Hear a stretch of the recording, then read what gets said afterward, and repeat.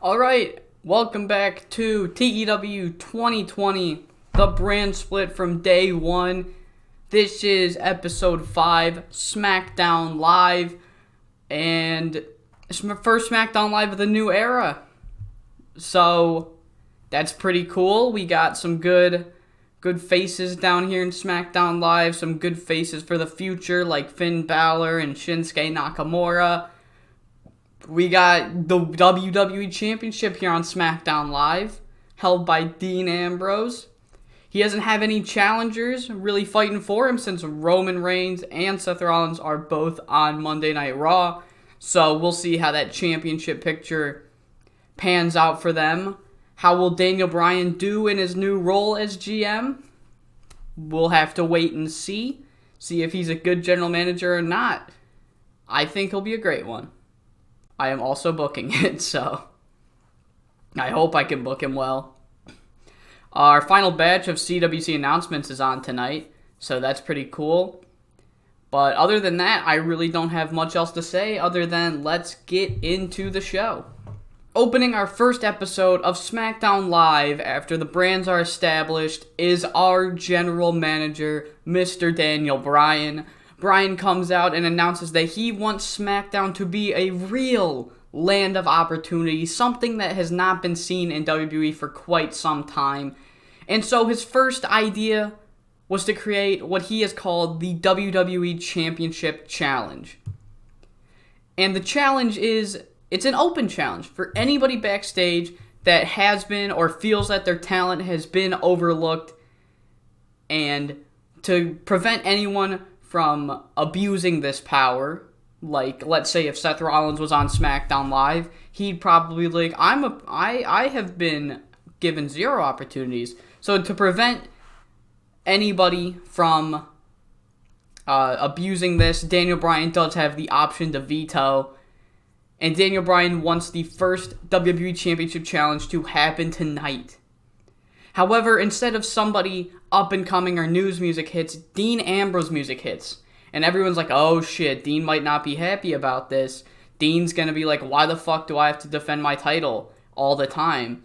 But he doesn't. Instead of being upset with the idea of him defending his title, he loves the idea and told that the first challenger to make their way down to the ring. And that man that answered the challenge was Kalisto. Kalisto comes out, he accepts the challenge, and the match is made for the main event of the evening. Dean Ambrose versus Kalisto for the WWE Championship.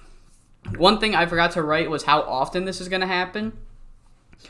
The rules state no more than once per month, but that does not mean no less than once per month. So we could have months where, not once, twice, I'm sorry. So we could have months where it's 2 times, and we could have months where we don't have any. We could go on a stretch of 3 months with 6 championship challenges, or we could go on a stretch of 4 months with none. It really depends on when Daniel Bryan feels that Dean needs to defend it against a new face. Basically, that's the kayfabe reason, the shoot reason. The shoot thing, I'm probably going to do this after Ambrose, or whoever, not Ambrose, maybe down the future, Kalisto's our world champion, and Kalisto's feud just wrapped up, and we don't really have any clear direction, so Kalisto will then get a championship challenge. That's the shoot idea. Following that opening, first match of the SmackDown Live in the new era is Naomi taking on Becky Lynch. Naomi still has Tamina at ringside, and Tamina is a little bit of a problem, but nothing Becky Lynch can't handle. And after 6 minutes of decent wrestling, or subpar wrestling, the game says, of subpar wrestling, Becky Lynch makes Naomi tap out with the disarmer. And after her not-so-competitive match against Naomi, Becky Lynch grabs a mic and begins to cut a promo. She says, ever since the Women's Revolution happened on Raw, I was severely looked over. Everybody was talking about Charlotte and Sasha and Dana, but not Becky. Even Bayley, even though she's one of my closest friends, she's only been on the main roster for a week and she's getting more opportunities than me. I proved it last Sunday that I have what it takes to be a top player in the division, and I demand Charlotte to come out and confront me face to face. But instead of Charlotte answering her challenge, it is Alexa Bliss who comes out. Alexa claims that the reason Becky hasn't gotten any title matches in the division is because she's lost all of her matches before that. She hasn't won any number one contenders match or really pivotal matches. So Bliss claims that Becky is in no better spot than her herself and that she needs to get off her high horse and actually win a meaningful match before making claims like that. The debut of Little Miss Bliss on the main roster. We then have the final batch of Cruiserweight Classic announcements in this series. 5 out of 5, 6 more to go. Let's get into it. Our first person announced on this last batch of 6, and I'm looking at these fucking names, and it is a weird bunch, okay? So, first person, Indy Darling. Hailing from the United States of America, he will be keeping his TNA name. Frankie Kazarian will be in the Cruiserweight Classic. Frankie Kazarian, one of the bigger names that we have announced for the Cruiserweight Classic, so that's pretty cool. Our next guy, hailing from Mexico, a Chikara legend? If you want to classify him as a legend, he's synonymous with Chikara, in my opinion at least. He is El Hijo del Ice Cream. Mr. Ice Cream has been announced for the Cruiserweight Classic, and we're just slightly changing his name. We're just getting rid of the L. He's just going to be Hijo del Ice Cream. So, that is him. Our third person announced, he is another indie darling. We have, I'd say, a decent amount of indie darlings in this Cruiserweight Classic. I think it's looking pretty stacked. His name was slightly changed once again, but this man hailing from Moscow, Russia, is Alex Koslov. But in the WWE world, he is known as Alex Koslov, spelled like this, Alekskkozlov, in case I fucking forget to do that. So, Alex Koslov is the brother to Vladimir Kozlov, the kayfabe brother. Let's go. Our next guy, also an indie darling, also a TNA guy. He will not be keeping his name from TNA. His new name is Johnny Massey. And hailing from Puerto Rico in the Cruiserweight Classic, the man formerly known as Amazing Red. Amazing Red getting a total name overhaul. He's getting that fucking Dexter Loomis full name realignment treatment, that Cameron Grimes kind of thing. He's getting a total wipe. Our next guy, one of my favorite Lucha Underground wrestlers. I loved his work in Lucha Underground. I thought he was underused in Lucha Underground. The man formerly known, I guess I should say the man currently known as Dragon Alvarez Jr. is very similar to his Lucha Underground name. So if you're familiar with Lucha Underground, you might be familiar with Dragon Azteca Jr. or as known in ROH, Rey Horus. I don't know if it's pronounced Horus. I don't. I'm sorry. And following that, in my opinion, the final name, I've saved the best for last. The biggest name not included in the original Cruiserweight Classic. He will be keeping his independent name. He is from the United States of America. He is the Hangman Adam Page. Adam Page in 2016 is no Adam Page in 2020, but he's still a damn big name. He is a huge name, straight out of the Bullet Club, and let's just get into these gimmick changes. Adam Page is the Hangman, and it got a rating of poor. Oh well. Oh well. Alex Koslov is using the Egomaniac gimmick. Should have made that Evil Foreigner, but forgot. So, there's that. Dragon Alvarez Jr. is a Thrill Seeker, and it got a rating of awful. That's not good. Oh, I can't use him in lengthy bouts. That is bad. Offbeat and unstable. Why was he... Alright. Frankie Kazarian is using the bitter veteran gimmick. Very good. So that's nice. Hijo del Ice Cream is using the Ice Cream Man gimmick, and it got a rating of very good. I can't use him as a star or a major star. Spoiler alert, I wasn't planning on it.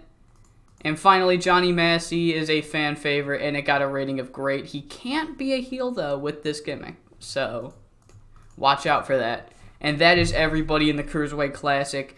I don't have the bracket fully drawn out, but I will soon. And our next episode is actually the first night of 10 in the Cruiserweight Classic, so stay tuned for that. Following that, I didn't write out a promo for this one because I didn't really feel it was necessary. It's basically just a backstage video promo. Shield-esque, but not Shield style. Just kind of like they're doing this on their own. They have a camera, and it's AJ Styles just saying that it's his time for the championship, and he's going to come full force ahead right at it. We then have a terrible match between Bo Dallas and Ty Dillinger. How I thought this would be very good, not very good, but decent, I don't know. I really don't. And Ty Dillinger defeated Bo Dallas in 542 with a running Death Valley driver. Ty Dillinger beating Bo Dallas, the man who got the United States, or I guess he answered the call before Ty. But after the match, Rusev must really want Ty Dillinger to fight him for the United States Championship, because for the first time ever, Rusev has set the challenge to somebody else, and he didn't do it verbally. No, as Ty is celebrating, or he's getting his hand raised, Rusev hits him with a running super kick in the back of the head, locks him into the accolade, and holds up the title over Ty Dillinger's knocked out body. And we are going to turn him babyface now. Great. He is the perfect 10. His gimmick got great. Small boost to star quality. That is great. The turn was a complete success. Ty Dillinger was a heel, and I think he was a heel at this time. I don't think he was called up until about 6 months, and he turned face by then, but I want to use Ty Dillinger as a babyface. I feel the gimmick worked really well with the fans behind him. Okay, so something happened here. I must have forgot to add the angle. I wrote out the whole promo and everything, and I forgot to add the actual angle. So here we go. That kind of sucks. I really like that angle. Basically, Sasha Banks and Bayley come out, and Sasha Banks just says something along the lines of, I want my rematch against Dana Brooke. Same stip. Number 1 contenders match. Winner will face Charlotte at SummerSlam for the Women's Championship. And I'm confident that this time I'm going to beat you because you had the numbers game last time. Now you don't. I have Bayley in my corner. You have Charlotte in your corner. Dana and Charlotte come out only to reject the challenge and say that Dana's already proved her point. She is the best wrestler in the women's division. There's no need for this rematch. But GM Daniel Bryan comes out and says, no. Sasha has a point, and we're going to have this match right now. So yes, Daniel Bryan has given Sasha Banks her rematch against Dana Brooke, and Sasha Banks does not disappoint. Charlotte Flair really can't get involved too much during this match, with Bayley also being at ringside. And after 15 minutes and 27 seconds, Sasha Banks defeats Dana Brooke with the bank statement. Sasha Banks is the number 1 contender for the Women's Championship at this point in time. Following that match, we go to commercial, we come back, and when we come back, Finn Balor is making his way to the ring to an absolutely thunderous ovation. The fans in the Taco Bell Arena go absolutely nuts for Balor. But before he can even do anything, when he gets in the ring, he can't do anything because he's interrupted by the Dudley Boys. Bubba and Devon say, ever since we returned to the WWE, we have not gotten the respect that we deserve as veterans. Instead of being treated like veterans, we've taken so much crap from all the younger guys who haven't even cut their teeth yet. Finn, you might not have said anything directly, but you've gotten bigger star treatment than we ever had in the WWE, and you haven't even been here for 2 weeks. We are sick of these NXT nerds who think that they're better than the guys who paved the road for them. We're tired of just letting you all do that, so we're going to have you pay your dues in a match right now. Bubba Ray and Devon making the challenge. Finn Balor versus Bubba Ray Dudley next, and it gets an 87. Whoa. Whoa. What did it get a boost from? Oh my god, very hot crowd. Road agenting work of Road Dogg. What the fuck? Never gonna see that again. Finn Balor in a bout that had good wrestling, decent reaction from the crowd. Finn Balor defeated Bubba Ray Dudley in 14:54 by pinfall with a 1916. No, 1916. Then coup de grace. Boom. Easy. Following the match, Bubba Ray and Devon were salty as hell because they just, talked all that shit and couldn't back it up in the ring. And they begin to beat down Finn Balor when Shinsuke Nakamura comes out for the save. He comes out to save Finn Balor. They have a lot of history in Japan. Commentators make note of that. And he's also doing on behalf of the NXT quote-unquote nerds. Shinsuke was included in that speech, and Shinsuke was not happy about it. It is now main event time. Dean Ambrose makes his entrance, and they're waiting for Kalisto. His music's playing, and then we cut to Daniel Bryan and 2 security guards, played by Buddy Murphy and Wesley Blake. No, they did not debut on the main roster. To find Kalisto has been knocked out backstage. He has been knocked out cold. And Daniel Bryan is panicking. He's like, fuck, my idea is failing right in front of me. Baron Corbin, who happens to be right there. Daniel Bryan does a quick thinking, like, okay, he beat Darren Young. Corbin, you fit the qualifications. You got to go out there and fight Dean Ambrose. This is your lucky break, Corbin.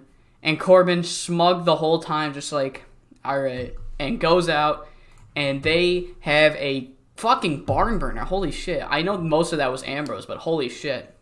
And about that had good wrestling and decent reaction from the crowd. Dean Ambrose does defeat Baron Corbin, but I don't know why it doesn't say it here because I did it in the Road Agent notes. Baron Corbin got botched interference by AJ Styles. AJ and the club were running after Dean Ambrose, and it just created this huge debacle near the end of the match. But in the end, Dean Ambrose did pick out the win from Baron Corbin, even though Baron Corbin didn't exactly lose clean. But following that match, the club are pissed, and the club begin to beat down Dean Ambrose after his win, prompting John Cena, who just beat them at Battleground with Enzo and Cass, to come out with a steel chair and flee them off. Baron Corbin, he's walking up backwards up the ramp when he is ambushed by Kalisto, and you can just hear Kalisto shouting something along the lines of, "Don't ever take my opportunities away from me again. I'll kick your ass," or just like, it's really clear that Baron Corbin was the one that took out Kalisto, and he just made it look like he was right place, right time. And we end SmackDown with John Cena and Kalisto standing tall against their rivals as Dean Ambrose is struggling to get up after a vicious beatdown from the club. 86 for that SmackDown. Good shit. Good shit. I mentioned it earlier. Our next show is Night 1 of the Cruiserweight Classic. I don't have the matches announced, or I don't have them written down as of yet, but I will by the time I edit this video. So right now on the screen, you are seeing the matches that will be on Night 1. I hope you're excited because I know I am. And yeah, it's just going to be great. Cruiserweight Classic time. Who's going to win my Cruiserweight Classic? Who isn't going to win it? And what is the reward for the winner? That is going to do it for this episode. I hope to see you guys come back for episode 6. And if you're not in for the Cruiserweight Classic, I hope to see you back for episode 7, which will be Monday Night Raw.